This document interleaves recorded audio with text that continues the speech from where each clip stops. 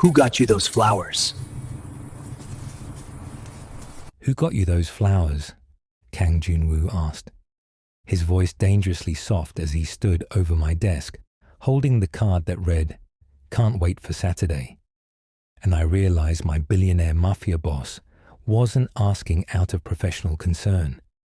The way his hands trembled while gripping that innocent piece of cardstock told me Seoul's most dangerous man was about to lose control over a bouquet meant for someone else.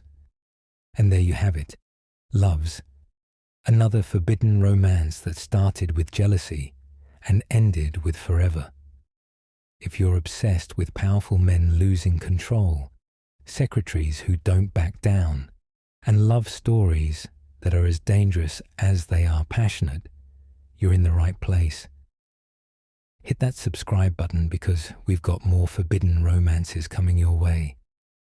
Billionaire mafia bosses, enemies to lovers, all the tension you crave. Smash that like button and drop a comment telling me what you're doing right now and what city you're in. Are you listening at work, on your commute, late night in bed? And where in the world are you? I love knowing where my romance lovers are tuning in from. Zara Williams was smiling at the bouquet on her desk when she felt his eyes on her. The flowers were beautiful. Red roses mixed with white lilies, arranged with the kind of care that spoke of intention. They'd arrived 20 minutes ago, delivered by a cheerful courier who'd made her sign for them like they were precious cargo. And maybe they were. The card tucked between the blooms had made her laugh out loud, something she rarely did in the pristine silence of Kang Junwoo's outer office. She reached out to adjust one of the lilies, her fingers gentle on the petals. The soft blue of her sweater caught the afternoon light filtering through the floor-to-ceiling windows.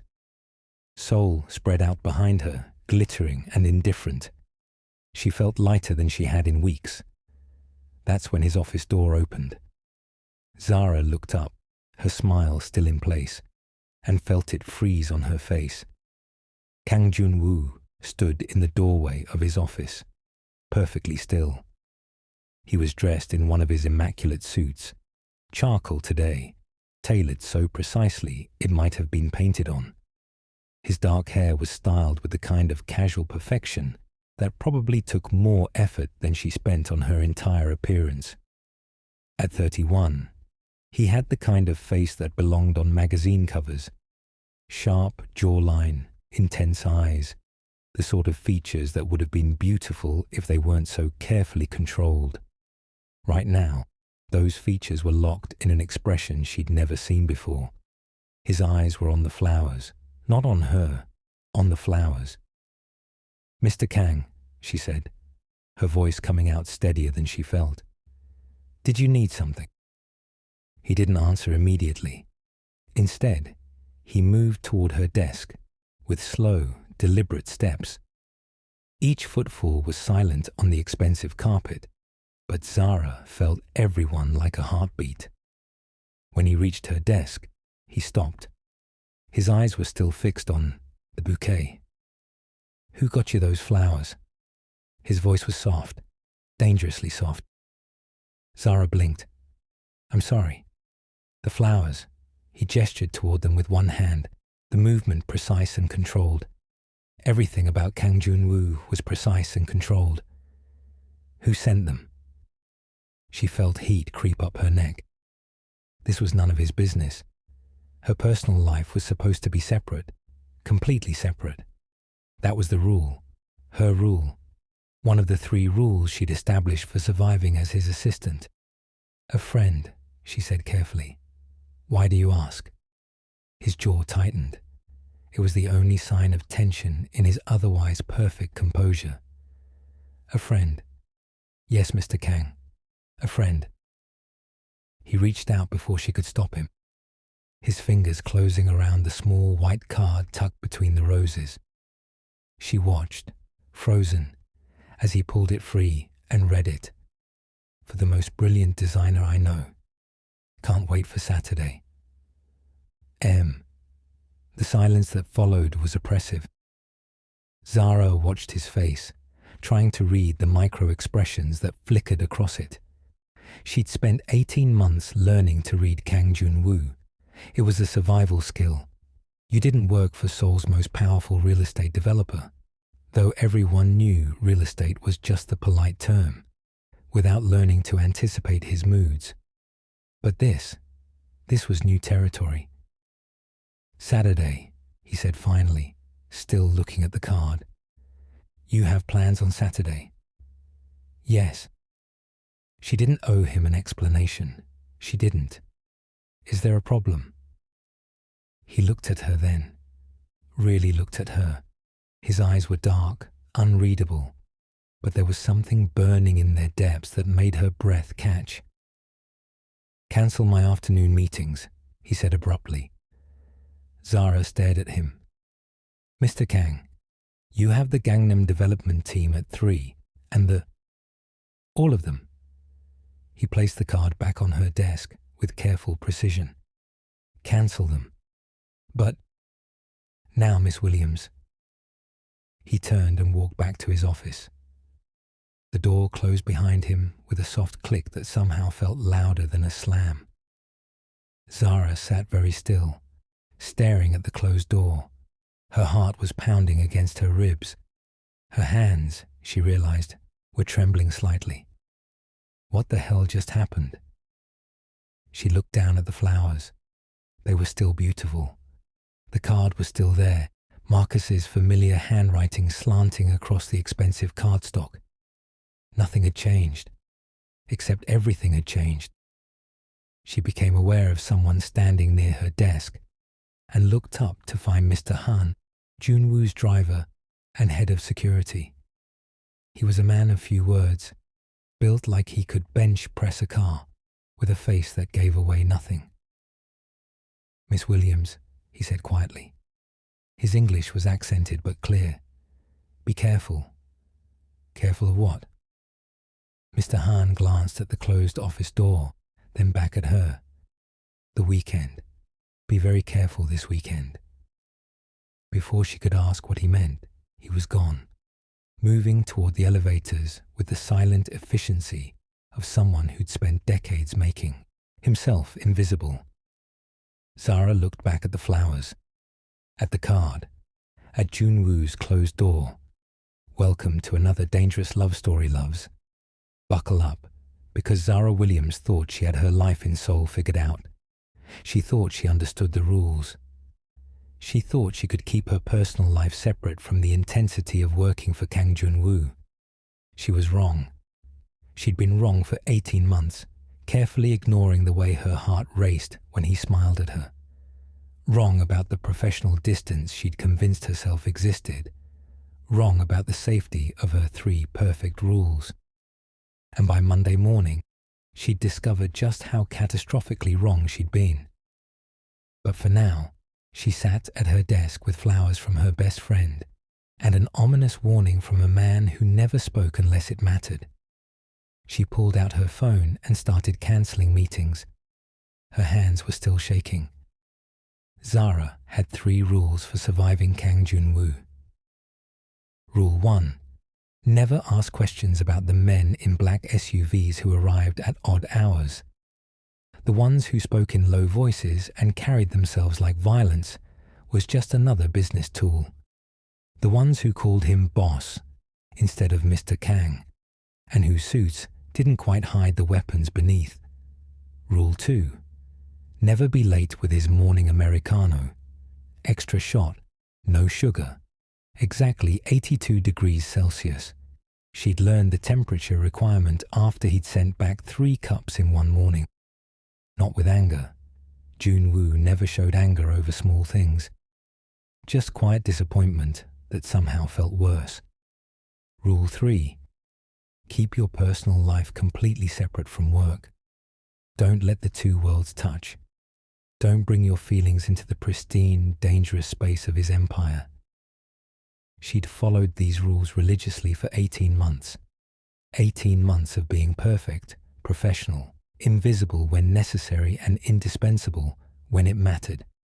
Until today, when flowers from Marcus had shattered Rule 3 into pieces. Zara stared at her computer screen, pretending to review the Gangnam development contracts while her mind spun in circles. She needed to understand what had just happened, needed to trace back through the past 18 months and figure out when her careful rules had stopped being enough.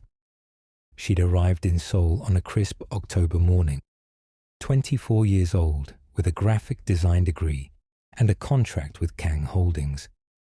Just a 3-month project, designing marketing materials for their new luxury residential development. She'd been excited. Seoul was exotic, thrilling, a chance to prove herself internationally. She'd met Kang Jun-woo on her 3rd day. He'd walked into the design studio where she'd been working, and the air had changed. Everyone had straightened, voices dropping, suddenly hyper-aware. She hadn't understood then, hadn't known she was looking at one of Seoul's most powerful men, someone whose family name carried weight that had nothing to do with legitimate business. He'd looked at her work in silence. 30 seconds that felt like 30 minutes. Then, "You're talented." Just that. 3 words before he'd walked out. 2 weeks later, he'd offered her a permanent position, not just as a designer, as his executive assistant, with design work integrated. The salary was triple what she'd been making. The opportunity was unprecedented. Her friends back in New York had been thrilled. Her mother had been worried. "Baby, do you know who this man is? Do you know what his family does?" "It's legitimate business, Mum. Real estate development." Her mother's silence had been eloquent, but Zara had taken the job anyway, because the truth was she'd been lonely in Seoul, isolated in her tiny apartment, struggling with the language, missing her family. The job offered stability, purpose, a reason to stay in this beautiful, overwhelming city.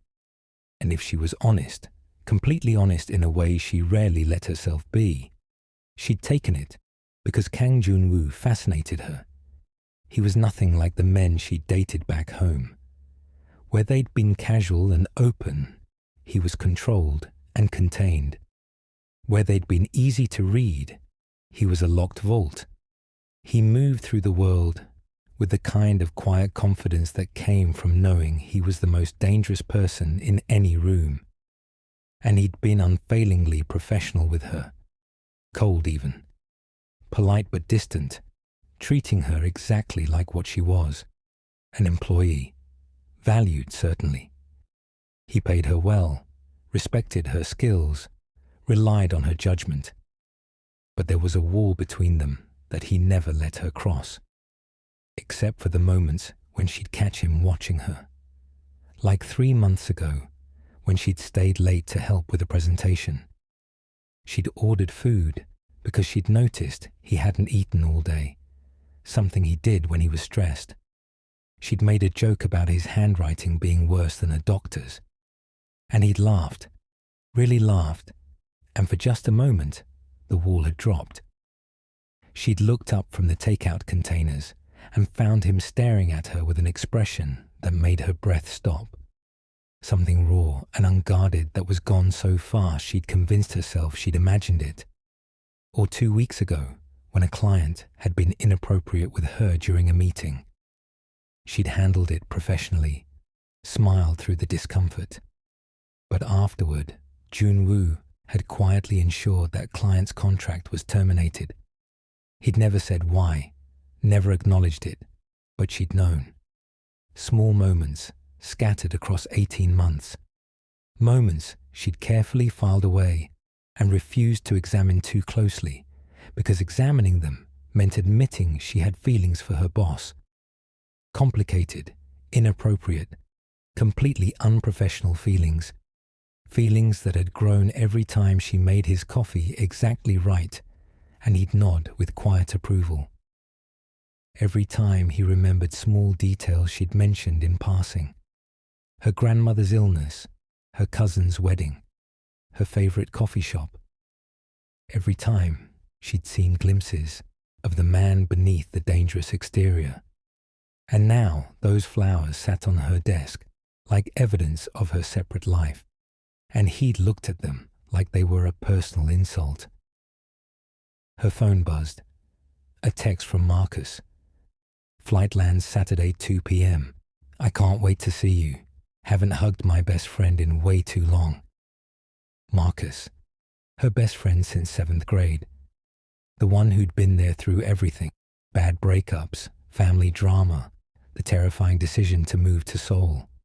He was getting married in 3 months, and his fiancée Sarah was perfect for him. Zara had designed their wedding invitations as a gift, and he'd sent flowers as thanks. That's all this was. Flowers from a friend. Nothing romantic. Nothing that should matter to Kang Jun-woo. So why had he looked like someone had struck him? Zara glanced at his closed door. Beyond it, he was probably working with the same focused intensity he brought to everything. Probably not thinking about flowers or her at all. She was wrong about that too. Friday afternoon arrived with oppressive silence. Jun-woo left at 4 o'clock without a word. No goodbye, no instructions for Monday, no acknowledgement of her existence.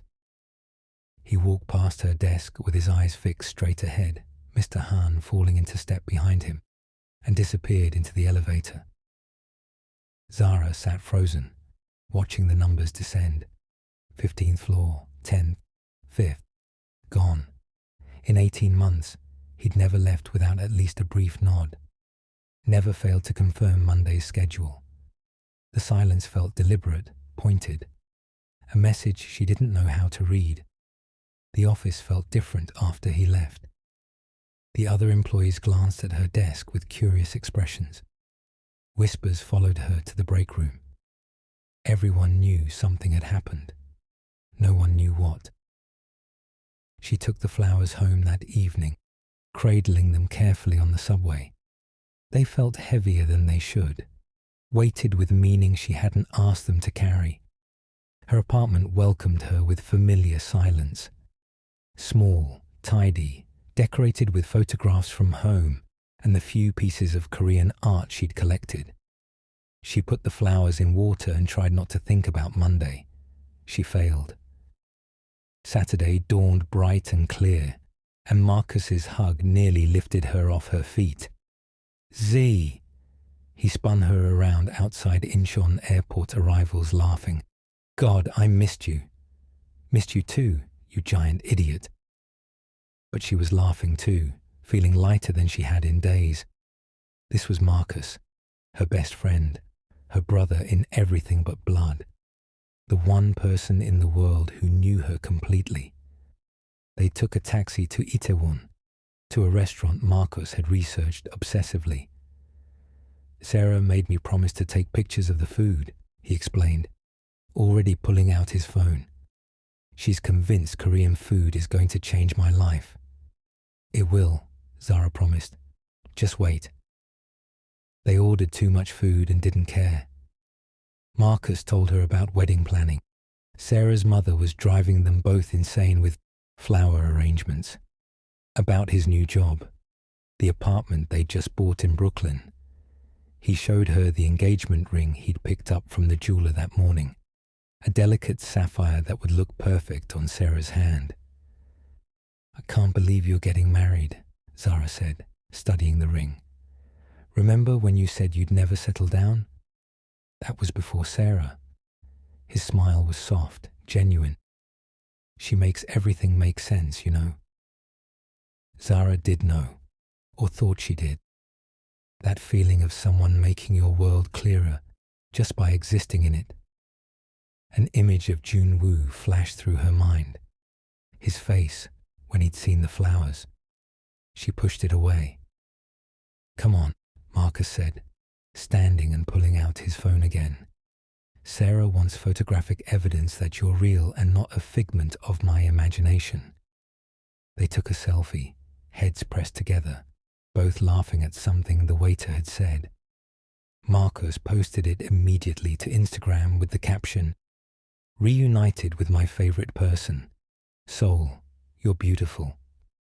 Zara felt utterly at peace for the first time in weeks. This was her real life, her real friend, the world she'd had before Kang Jun-woo, and his dangerous eyes, and his impossible jealousy over flowers. They walked through Itaewon afterward, Marcus buying ridiculous souvenirs and making her laugh until her stomach hurt.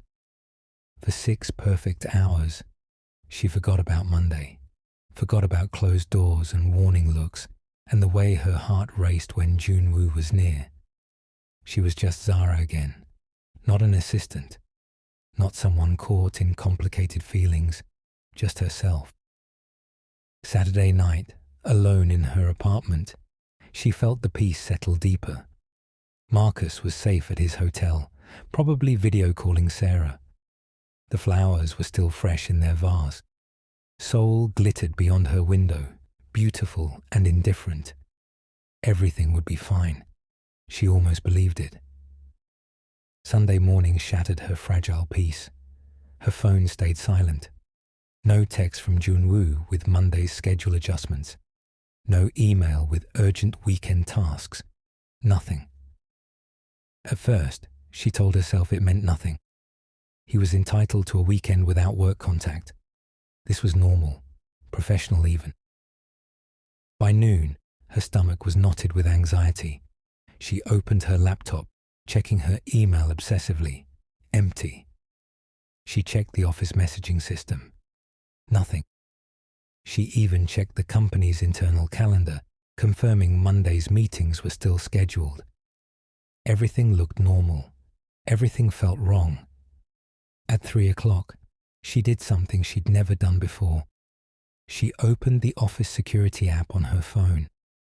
As executive assistant, she had access to monitor the building's systems remotely. It was meant for emergencies. This felt like an emergency. The app showed Jun-woo's car had arrived at the office at 6 that morning. 6 on a Sunday. The vehicle tracking showed it hadn't left. He was there, right now, working on a Sunday, which wasn't unusual, but not contacting her, not even acknowledging her existence. That was unprecedented. Sunday evening crawled by with agonizing slowness. She tried to work on personal design projects. Couldn't focus. Tried to watch a Korean drama. Couldn't follow the plot. Tried to sleep early. Failed completely. At midnight, she lay in bed staring at her ceiling, running through scenarios. Maybe he was angry about the flowers. Maybe he thought she was unprofessional for receiving personal deliveries at work. Maybe this was it. The end of her time in Seoul, her job, her visa status. Maybe Monday morning would bring a severance package and a plane ticket home. The flowers on her nightstand seemed to mock her in the darkness. What had been a sweet gesture from Marcus now felt like evidence of a crime she didn't know she'd committed. By Sunday night, she was convinced Monday would be her last day. She was wrong about that too. It would be so much worse. Zara arrived at the office at 7:45 Monday morning, 15 minutes earlier than usual. Anxiety had woken her at 5, and there was no point pretending she could sleep. She made Jun-woo's coffee with trembling hands. Extra shot, no sugar. Exactly 82 degrees. She checked twice with the thermometer. His favorite mug, the plain black one he preferred from the dozen options in the break room. Perfect. Everything had to be perfect. She knocked on his office door at precisely 8 o'clock. "Come in." His voice was cold, not the usual neutral tone he used with her.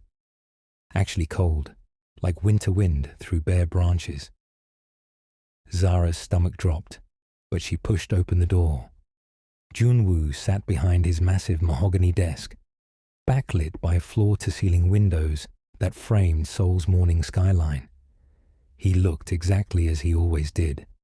Immaculate charcoal suit, hair styled with casual perfection, every inch the powerful executive. But there were shadows under his eyes. Had he slept? Coffee, Mr. Kang. She set it on his desk with steady hands despite her internal panic. Thank you. He didn't look at her. His attention remained fixed on his laptop screen, fingers typing with controlled precision. Zara waited. When he didn't dismiss her, she asked carefully, "Do you need anything else?" Actually, yes. His fingers stopped typing. He looked up at her, and the coldness in his eyes made her breath catch. "I need you to explain something to me." Her heart pounded. "Of course, Mr. Kang. How was your weekend?" The question seemed innocuous. It wasn't. She could hear the edge beneath it, sharp as broken glass. "Fine," she said carefully. "Productive." Productive. His expression didn't change. Interesting word choice. He turned his laptop screen toward her. Zara felt the floor tilt. Instagram was open on the screen. Marcus's account. The photo from Saturday. Both of them laughing, heads pressed together, happiness radiating from the image. The caption, "Reunited with my favorite person. Soul, you're beautiful." She stared at it, her mind racing. How did he? When did he? Why was he? "This is productive." Junwoo's voice was deadly quiet. Heat flooded her face. "That's my personal Instagram, Mr. Kang." "I'm aware." "Then why are you—" She stopped, anger flaring hot in her chest. "Are you monitoring my social media?" "No." He leaned back in his chair. "Your friend Marcus is very public with his posts. I didn't have to look hard." "You looked," she said flatly. "You went looking for information about my personal life." "And he is." Junwoo gestured at the screen, his jaw tight. "This Marcus." "A friend. A friend." He repeated it like the word was foreign. "The friend who sends you flowers? Who you look at like that?" Zara's hands clenched into fists at her sides. "Look at like what exactly?" "Happy." The word came out harsh. "You look happy with him." "I am happy with him. He's my best friend." "Your best friend." Junwoo stood abruptly, and suddenly the desk wasn't between them anymore. He moved around it with controlled aggression, stopping close enough that she had to tilt her head back to maintain eye contact. "And what else is he?" "Excuse me? What else is he to you?" His voice was low, dangerous. "The flowers. The plans on Saturday. Can't wait for Saturday." That card was very clear about his anticipation. Understanding crashed over her. "You think—" She couldn't finish. The assumption was so absurd, so insulting. "I think," Junwoo said, his control cracking at the edges, "that I need to know who you're spending time with, who you're trusting, who you're—" He stopped himself, jaw clenching even tighter. "Who I'm what?" Zara challenged. 18 months of careful professionalism evaporated in the face of his presumption. "Say it, Mr. Kang. Who you're letting into your life." "You mean who I'm dating?" She said it flatly. "Just say it. You want to know if I was on a date." Something flashed in his eyes, fury mixed with something that looked almost like pain. "Were you?" "That's none of your business." "It is my business." His control cracked further, voice rising. "Do you think I don't know what could happen to you if the wrong people found out you work for me? You think I don't spend every day making sure you're safe? And then you just go out with some random man I've never vetted, never approved." "Approved?" Zara's voice rose to match his. She'd never raised her voice to him. Never. But this was too much. "You need to approve who I date? I'm your assistant, not your property." "I never said you were my property." "Then stop acting like you have a right to interrogate me about my personal life." They stared at each other, both breathing hard. The tension between them crackled like electricity before a storm. Junwoo's hands were clenched into fists at his sides. A muscle jumped in his jaw. When he spoke again, his voice was barely controlled. Dangerous. Who is he to you? The question hung in the air between them, weighted with everything they weren't saying. Zara met his eyes, saw the fury there, the jealousy, and beneath it all, something desperate and raw that made her heart stutter in her chest. Answer me, he said quietly. Who is Marcus to you? No. The word came out sharp, definitive. Zara had never said no to Kang Junwoo. Not in 18 months, not once. His eyes widened slightly. What did you say?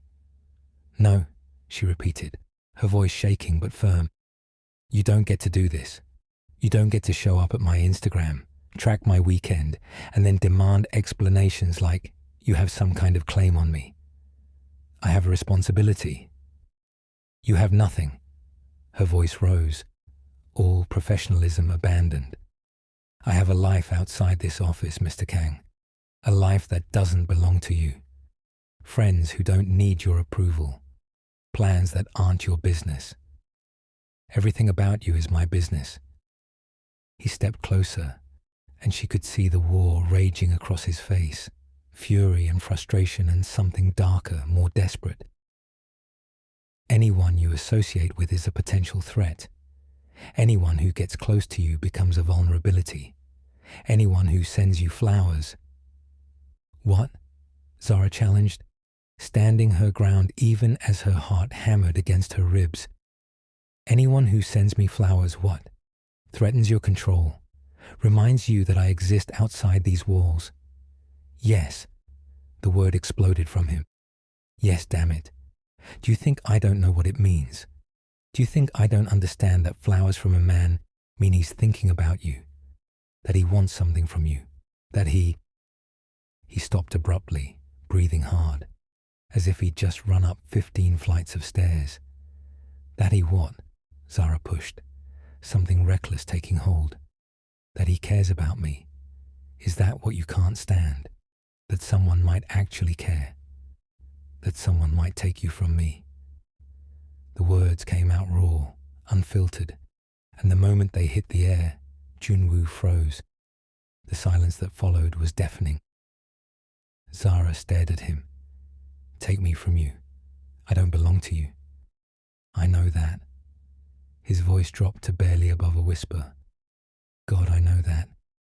But when I saw those flowers on your desk, when I read that card, can't wait for Saturday, I wanted to. He stopped, jaw clenching so hard she could see the muscle jump. Wanted to what? I wanted to find him, track him down and make him understand that he couldn't, that you weren't. Another stop, another struggle for control. Make him understand what? Zara's voice was quieter now, but no less intense. Junwoo's control shattered completely.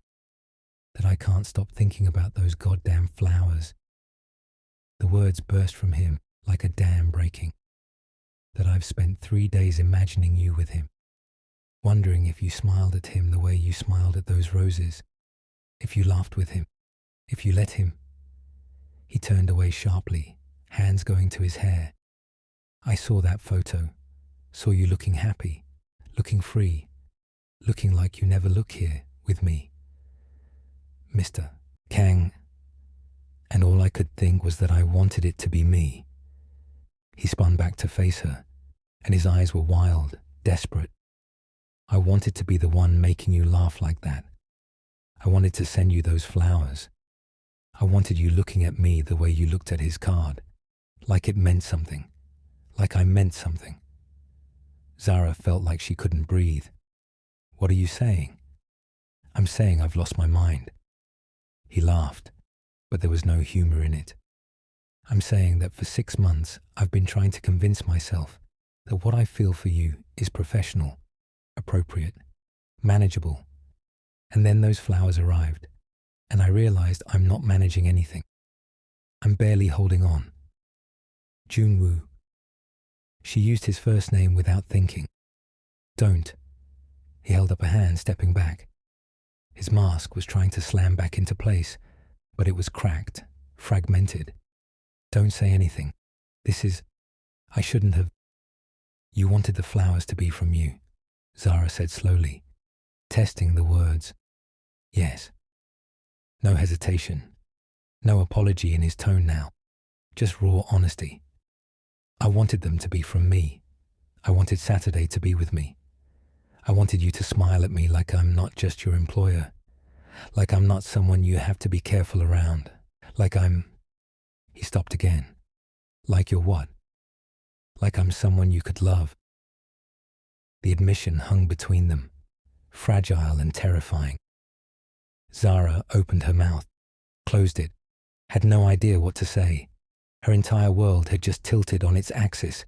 Kang Jun-woo, controlled, dangerous, untouchable Kang Jun-woo, had just confessed to wanting her, to being jealous, to 6 months of feelings he'd kept hidden. 6 months. While she'd been carefully maintaining professional distance, he'd been, what, wanting her, falling for her. I can't, she started. Don't. His voice was sharp again. Don't say anything. This was inappropriate. I'm your employer. This conversation never should have happened. But it did happen. And now it's over. He moved back behind his desk, distance reasserting itself. Get out. What? Get out of my office. His voice was like ice, the mask fully back in place now. Only his eyes betrayed him, still wild, still desperate. Now. Zara stared at him for 3 long seconds. Then she turned and walked to the door, her legs somehow still working despite feeling like water. Her hand was on the doorknob when she heard him speak again, so quietly she almost missed it. I'm sorry. She didn't turn around, didn't trust herself to. Just opened the door and walked through it, closing it behind her with trembling precision. At her desk, she sat down carefully. Her hands were shaking. Her heart was racing. Her mind was spinning in endless circles. What the hell just happened? The rest of Monday was Arctic. Jun-woo didn't leave his office, didn't call her in for anything. Every communication came via text message, curt, professional, devoid of any warmth. Reschedule the Gangnam meeting to Thursday. Send the contracts to legal. I'll take lunch in my office. No please, no thank you. Just commands from behind a closed door. Zara executed each task perfectly, her hands steady even as her mind replayed his words on endless loop. I wanted them to be from me, like I'm someone you could love. The flowers on her desk were wilting. She couldn't bring herself to throw them away. Tuesday morning shattered what remained of her composure. There was a woman sitting at her desk. Zara stopped dead in the hallway, coffee cup frozen halfway to her lips. The woman was Korean, stunning in that effortless way that made Zara suddenly hyper-aware of her own appearance. Elegant black dress that probably cost more than Zara's monthly rent. Hair in a sleek low bun. Manicured fingers typing away on Zara's computer like she had every right to be there. Excuse me, Zara said, her voice tight. Can I help you? The woman looked up and smiled. It didn't reach her eyes. You must be Zara. I'm Han So-young. Mr. Kang hired me as a consultant. I'll be working closely with him for the next few weeks. The way she said closely made Zara's stomach turn. I see, Zara forced a smile. And you're at my desk because... Oh, Mr. Kang thought it would be easier if I used your workspace when you're not here. Another smile, sharp as a knife.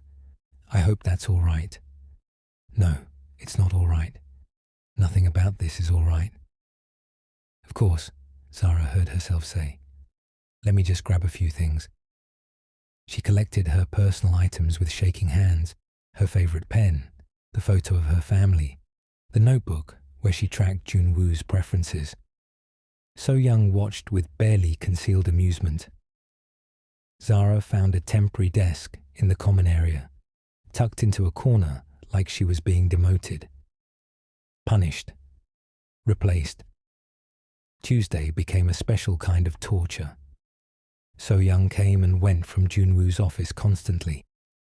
Zara watched from her corner desk, unable to look away, like watching a car crash in slow motion. So Young brought him coffee. Wrong. Zara could tell by the mug. He didn't drink it.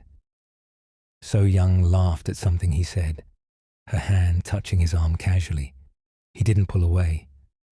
So Young leaned over his desk to point at his computer screen, close enough that her hair brushed his shoulder. He didn't move. The office buzzed with speculation. Is she his girlfriend? Finally, he's seeing someone. She's perfect for him, powerful family, right connections. Zara wanted to scream, wanted to march into his office and demand to know what he was playing at. Instead, she smiled professionally and pretended her heart wasn't being systematically torn apart. Wednesday was worse. So Young arrived early, perfectly put together, claiming she and Junwoo had breakfast meetings to discuss.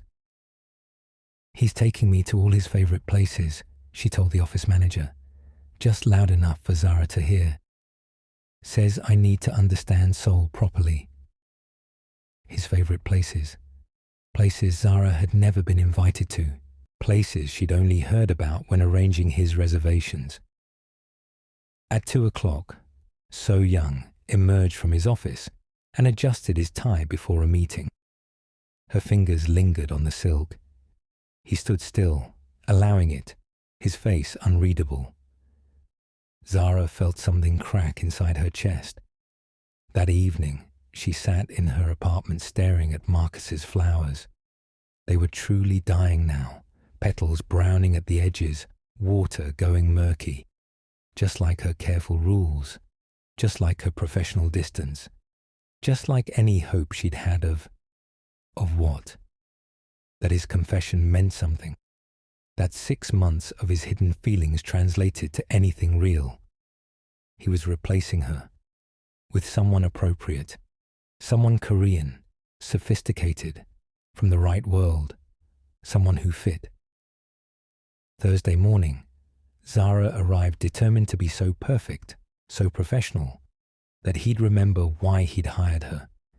She finished reports before he asked, anticipated his needs, stayed late reviewing contracts he'd need the next day.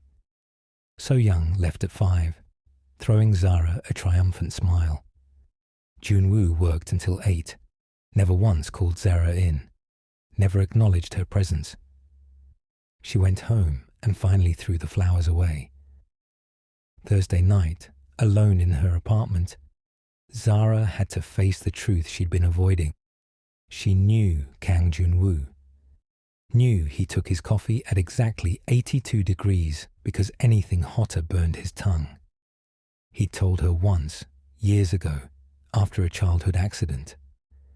Knew he rubbed his left temple when stressed, always the left, a tell he didn't realize he had. Knew he had a scar on his right hand from a dog bite when he was 7, not from business, from being a scared kid who tried to help a stray. Knew he donated anonymously to 3 orphanages. She processed the paperwork, saw the amounts, never told anyone. Knew his real smile, not the polite one he gave clients, but the genuine one that transformed his face. She'd made him smile like that exactly 4 times in 18 months.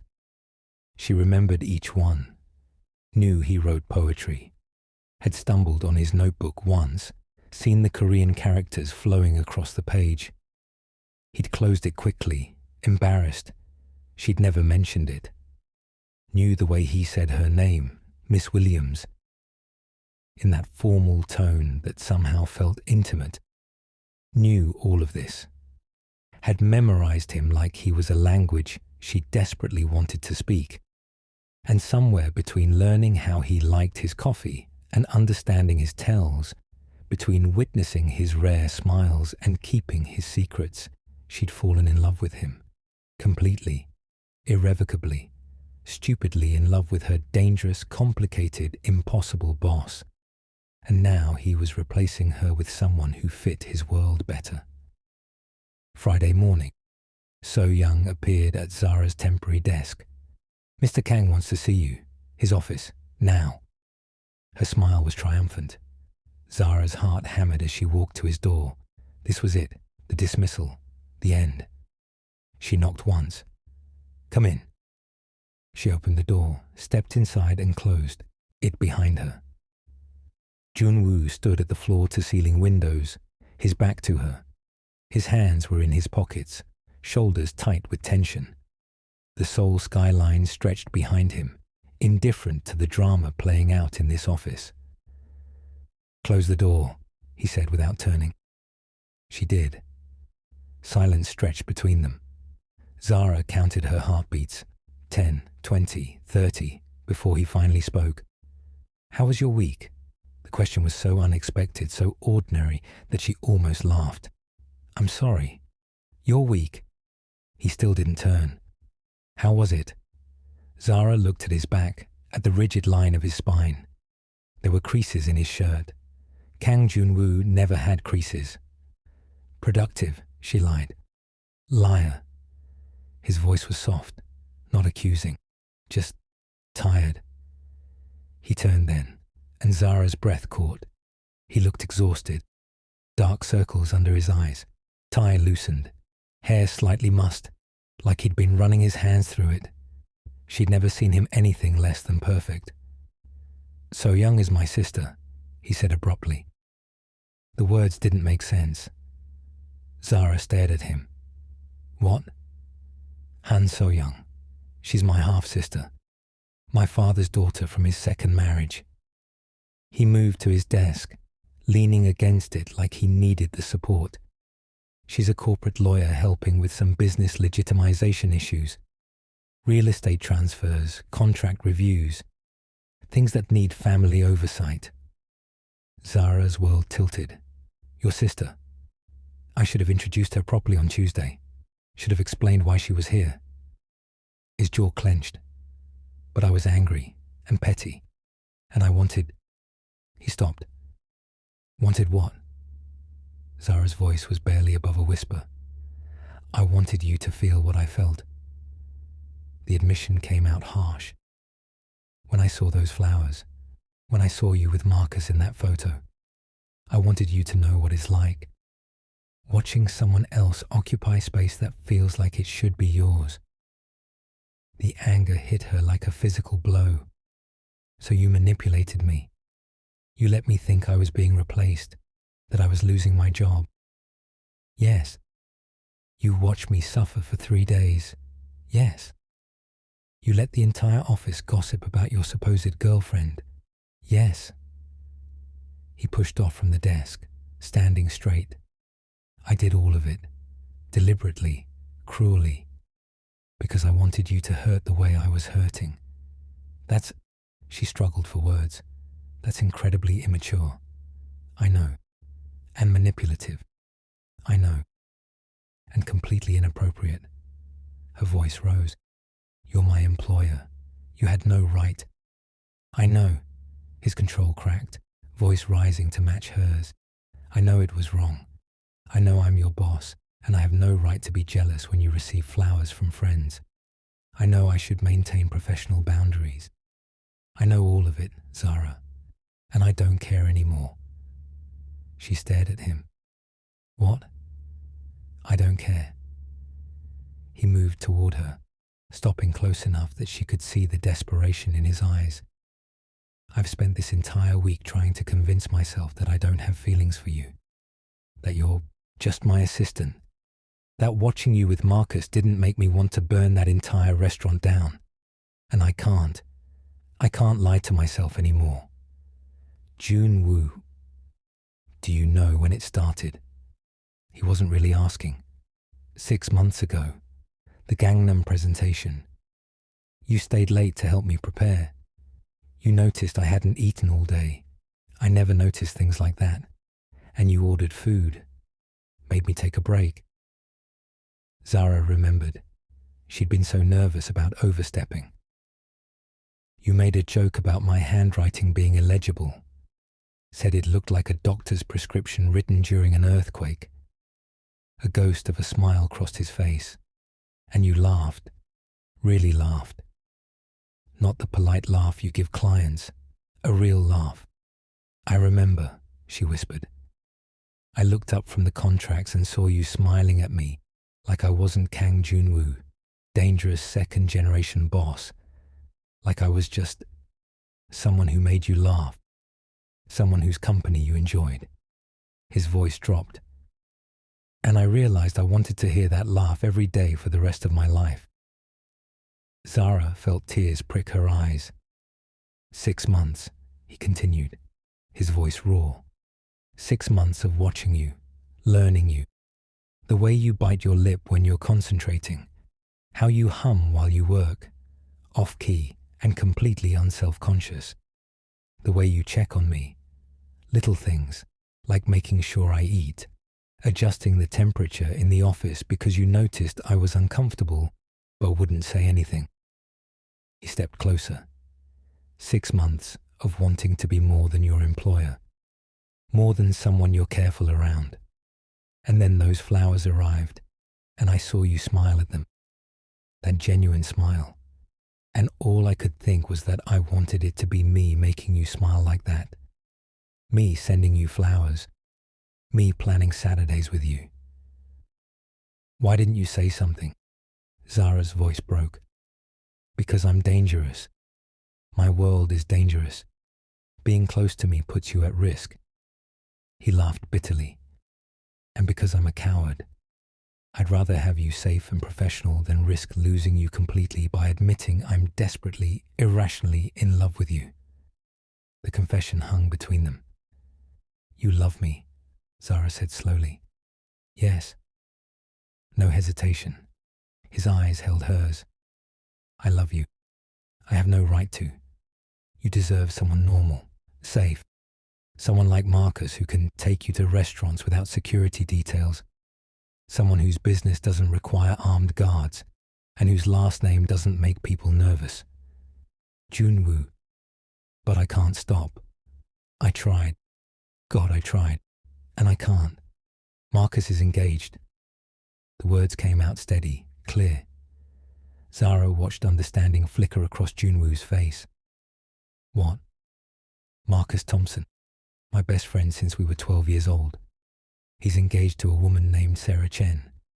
They're getting married in 3 months. She pulled out her phone, found the photo of the engagement ring. He came to Seoul to pick this up from a jeweler here. It's a sapphire, Sarah's favorite stone. Junwoo stared at the photo like it was written in a foreign language. The flowers, Zara continued, were a thank you gift. I designed their wedding invitations, spent 2 weeks getting the calligraphy perfect because Marcus is my oldest friend and I wanted it to be special. The card said, "Can't wait for Saturday," because we'd been planning this reunion for months. He wanted to show me the ring in person. He's engaged, Junwoo repeated slowly. Has been for 8 months. I was on the video call when he proposed. Cried like a baby because I was so happy for him. She put her phone away. There's nothing romantic between us. There never has been. He's my brother in everything but blood. The relief that flooded Junwoo's face would have been comical if the moment weren't so charged. I've been... He stopped, closed his eyes. I've been a complete fool. Yes, Zara agreed. You have been. I put you through hell over nothing. You did. I'm sorry. God, Zara, I'm so... But I need to tell you something too. She cut him off, her heart hammering so hard she could barely breathe. And you need to listen. Really listen. He nodded, still looking devastated. I've been in love with you since month 4. Junwoo went absolutely still. Month 4, Zara repeated, steadier now. There was a client meeting, Park Industries. The executive, Park Sung-ho, he was inappropriate with me. Comments about my appearance, asking personal questions, standing too close. I handled it professionally, smiled through it, did my job. I remember, Junwoo said quietly. Afterward, you terminated their contract. A $10 million deal, gone.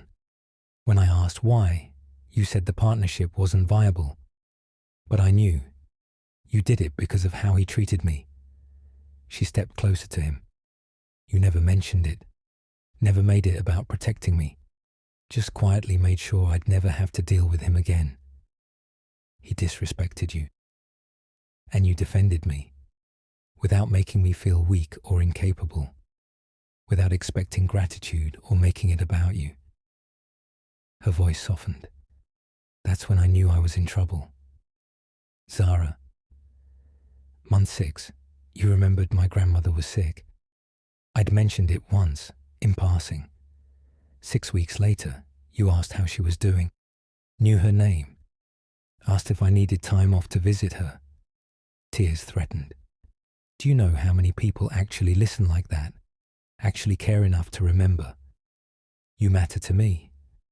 Month 9, during that typhoon, you insisted your driver take me home. Then you texted 3 times to make sure I got there safely. Left voicemails when I didn't answer fast enough because my phone was dying. She smiled through the tears. You sent Mr. Han to check on me at 2 in the morning because you couldn't sleep without knowing I was okay. Junwoo's eyes were wet.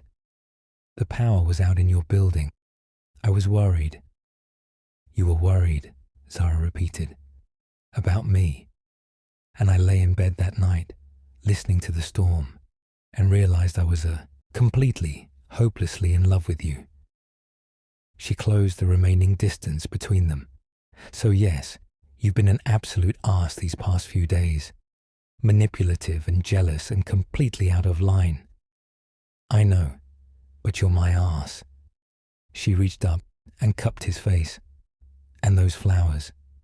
I did wish they were from you. Every time you smiled at me, every time you said my name, every single coffee delivery and late night work session. I was falling deeper, wanting you more, wishing you could see me as something other than your assistant. I've always seen you as more, he whispered. Always. Then prove it. Her voice was barely audible. Kiss me. For one suspended moment, they just stared at each other. Then Junwoo's hand came up to cover hers on his face. Can I? He started. Zara grabbed his tie and pulled him down to her. The kiss was everything 18 months of tension had been building toward. Desperate and consuming, his hands sliding into her hair, her fingers tangling in his shirt. He kissed her like she was air and he'd been drowning. She kissed him back, like she'd been waiting her entire life for this moment. When they finally broke apart, both breathing hard, Junwoo pressed his forehead to hers. I'm sorry, he whispered, for the jealousy, the manipulation, for every line I crossed. I know, but I'm not sorry for this, for wanting you. I'll never be sorry for that. Good. She smiled against his lips. Because I'm not sorry either. This is complicated, he said. I'm your boss. My world is dangerous. There are things about my business that then will make complicated work. He pulled back to look at her. Just like that. Just like that. She straightened his tie, the gesture intimate and possessive.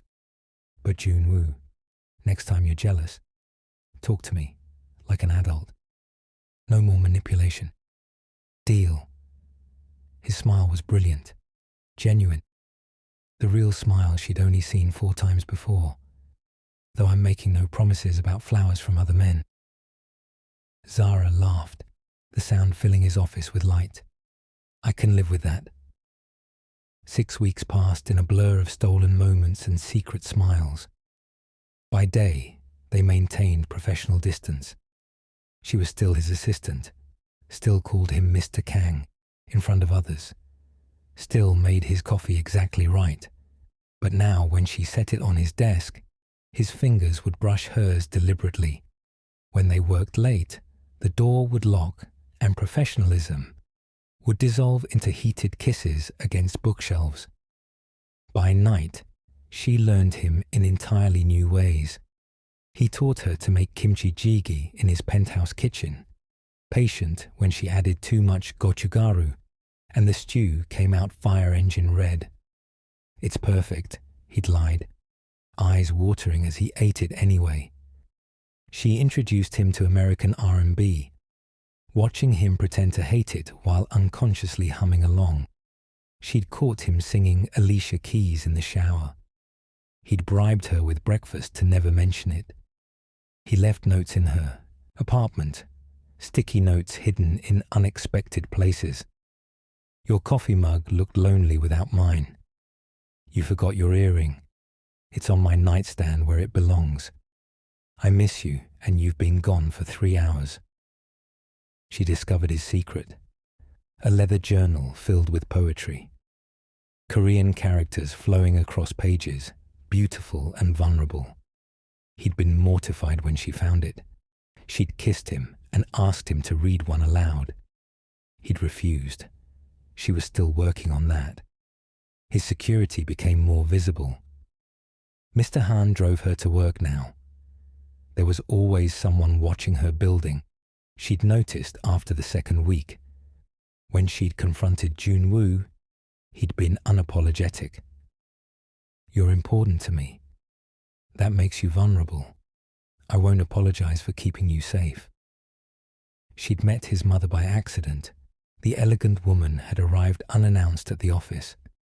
Mrs. Kang had looked at Zara with knowing eyes and said in perfect English, "So you're why my son smiles now." The approval had been clear. He'd video called her parents in New York, nervous as a teenager. Her mother had loved him immediately. Her father had been more reserved until Junwoo had asked, in careful English, for permission to court his daughter properly. "She deserves better than secrecy," he'd said. "I want to do this right." Her father had teared up. Now, 8 weeks into their secret relationship, Junwoo stood in his penthouse kitchen, making coffee, while she designed at the counter. "Come with me to the Seoul Business Summit next month," he said casually. Too casually. Zara looked up. "As your assistant?" "As my girlfriend." He set down the coffee pot, turning to face her fully. "I want to stop hiding. Want to introduce you properly. Want the world to know you're mine." Her heart stuttered. "That's very public." "I know. People will talk. Your business associates. Your rivals. Let them." He moved around the counter, taking her hands. "But I need you to understand what this means. Going public makes you a visible target. My security for you increases. Your life changes in ways I can't control, and I won't do that without your permission." Zara thought about it, about stepping fully into his world, about the danger she'd been intellectually aware of, but never really faced. "What if something happens?" she asked quietly. "Then I protect you, with everything I have, every resource, every person loyal to me. You become the most protected person in Seoul after me." His thumb traced patterns on her knuckles. "But only if you want this. Only if you're ready." She looked at him. This dangerous, powerful man who left her love notes and got nervous meeting her parents, who wrote poetry he wouldn't share and hummed R&B in the shower, who looked at her like she was his entire world. "I want to be yours," she said, publicly, completely, whatever comes with it. His smile could have lit the entire city. Thursday evening, 3 days before the summit, changed everything. Zara, stayed late finishing presentation materials. Junwoo was in back-to-back meetings. She'd see him at his place later. She gathered her things at 7, exhausted but satisfied with the work. The elevator arrived empty. She stepped in, pressed the button for the parking garage. The doors were closing when a hand stopped them. A man stepped in, ordinary looking, business casual. Nothing remarkable except the way he positioned himself between her and the buttons. "Miss Williams," he said in accented English. "Going down." Every instinct screamed danger. "I'm sorry. Do I know you?" He smiled. It didn't reach his eyes. "Not yet, but I know you. Everyone knows Kang Junwoo's beautiful secretary now." The elevator descended. Zara's hand moved slowly toward her purse, where her phone was. "I wouldn't," the man said pleasantly. He shifted his jacket, revealing a knife tucked into his belt. Not drawing it, just showing her. "I'm just here to deliver a message." Terror locked her throat. "Tell Kang Junwoo that Choi Dae-jung sends his regards." The elevator dinged at the parking level. "And that you're very pretty when you smile. It would be a shame if anything happened to that smile." The doors opened. The man stepped out, turned back. "See you at the summit, Miss Williams." Then he was gone. Zara stood frozen, shaking, unable to move. Her phone was in her hand, but she couldn't remember getting it. Couldn't remember pressing Junwoo's number. Couldn't remember anything except the knife and the smile and the threat wrapped in pleasant words. "Zara," his voice on the phone. "Are you okay? You're showing in the parking garage. Someone." Her voice broke. "There was a man. He had a knife. He said, 'Stay there, don't move, I'm coming.'" She heard him running, heard him shouting orders, heard the terror in his voice that matched her own. Mr. Han appeared first, materializing from somewhere with 3 other security personnel. Then Junwoo, sprinting from the stairwell, his face white with fear. He reached her in 3 strides, hands on her face, her shoulders checking for injuries. "Are you hurt? Did he touch you? Did he—" "I'm okay," she managed. "He just talked. Just a message." "What message?" His voice was deadly quiet. "Choi Dae-jung. He said to tell you Choi Dae-jung sends his regards." Junwoo's face transformed into something terrifying. But when he pulled her into his arms, his hands were gentle. "I've got you," he whispered. "I've got you. You're safe now." But they both knew that wasn't true anymore. His penthouse, 3 hours later. Zara wrapped in his jacket, hands still trembling slightly. Junwoo pacing like a caged animal. "You're leaving Seoul," he said abruptly. "I'll arrange a transfer to New York, set you up with a design firm there. Full salary, benefits, security until—" "No." He stopped pacing. "Zara, this isn't negotiable. Choi Dae-jung is—" "I said no." She stood, facing him. "You don't get to make this decision for me. He threatened you, in my building, because of me." His voice cracked. "This is exactly what I was afraid of. Exactly why I should never have—" "Should never have what?" "Loved me." She moved toward him. "Should never have let me in. Should I have stayed your assistant forever, pretending I didn't care? You'd be safe. I'd be miserable." She took his hands, feeling them shake. "And you'd be alone. Is that what you want? I want you alive." The words came out broken. "I want you safe, even if that means you're 3,000 miles away hating me. I could never hate you." "My father," he said suddenly roughly. "Choi Dae-jung killed my father." Zara went still. "I was 16. We were at home. Normal evening. My father was grilling in the backyard. My mother was setting the table. Then cars arrived. Men with guns." His voice was hollow. They shot him in front of our house. My mother watched. I watched. We've never been able to prove Choi was responsible, but we know. Everyone knows. Junwoo, he's been waiting for me to have a weakness, something he could use against me. He looked at her with devastated eyes. Now I do, and he knows it. Then I'm not a weakness. She gripped his hands tighter. I'm your strength. We face him together. You don't understand what you're asking. I understand perfectly. You think keeping me safe means pushing me away.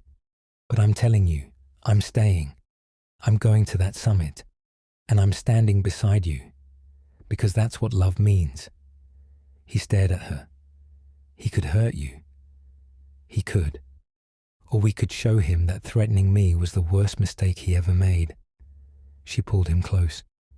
You don't get to choose for me. I choose you. I choose us. I choose to fight.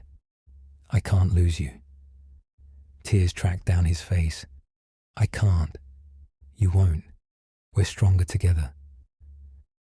The Seoul Business Summit arrived with heightened security and nervous energy. Zara wore emerald green. A Korean designer, Junwoo, had commissioned specifically for her.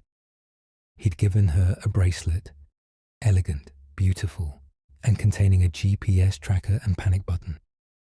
Just in case, he'd said. She'd given him a tie-pin that had belonged to her grandfather. For luck. They arrived together. Cameras flashed. Whispers began. Inside the glittering ballroom, Junwoo kept his hand on her waist, protective and possessive. When people approached, he introduced her simply, directly. This is Zara Williams, the woman I love. No ambiguity, no corporate speak, just truth. The declaration rippled through Seoul's elite like shockwaves. Did he just? Kang Junwoo is publicly. She must be extraordinary. They danced. In the center of the floor, surrounded by hundreds of watching eyes, Junwoo held her close. Thank you, he murmured against her hair. For what? For being brave enough to love me, for standing beside me, for choosing this. Always, she promised. A photographer captured the moment. Him looking at her like she was his entire world, her smiling with complete trust. By morning, the photo would be everywhere. Seoul's most dangerous man, completely captivated. Choi Dae-jung never appeared. His operation had been quietly dismantled in the days before the summit. Junwoo's people were very thorough. The message was clear. Threaten what's mine. Face the consequences. 6 months later, Zara sat in their shared apartment. Her lease had expired. Why maintain 2 places? Designing on her tablet. Junwoo emerged from the kitchen with coffee. He'd moved in completely 3 months ago. His poetry journal sat on the bookshelf. Her design awards beside his business ones. Their lives thoroughly, beautifully entangled. I have something for you, he said. If it's another security upgrade. He knelt beside the couch. Zara's breath caught. The box was small, velvet, perfect. Inside, a diamond caught the morning light and threw rainbows across their living room. 6 months ago, I asked who got you those flowers, Junwoo said softly. Today I'm asking, will you let me give you flowers for the rest of your life? Will you marry me? Will you build a family with me? Grow old with me? Let me love you for the next 50 years? Yes. The word came out through happy tears. Yes, of course, yes, you ridiculous man. He slid the ring on her finger with shaking hands, then pulled her into his arms. You know this is insane, she said, laughing and crying. 6 months ago you were interrogating me about my dinner date. I know. I'm possessive and jealous, and probably going to drive you crazy. Definitely going to drive me crazy. She kissed him. But I love you more than I thought I could love anyone. And I'll spend every day proving you made the right choice. 1 year later, A wedding. Small, intimate, perfect. Her family flew in. His mother cried. Marcus gave her away, so young as maid of honor. Cultural fusion and beautiful chaos. 18 months later, pregnancy. A note on his desk while he was in meetings. Your secretary has news. She's pregnant. Z. He'd run out of the meeting. 2 years later, their daughter, Amara Jeon Kang, grace and wisdom. He'd cried holding her. She has your smile. Now, 3 years after flowers and jealousy and dangerous confessions, Zara sat on their couch. Baby Amara asleep in her nursery. Fresh flowers on the table. He sent them weekly without fail. Junwoo beside her, his hand on her waist, her head on his shoulder. Seoul glittering beyond the windows. Remember when you asked who got me those flowers? She said quietly. How could I forget? Worst and best day of my life. Best because? Because it's when our story really started. Zara smiled, pressing closer. And what a story it's been.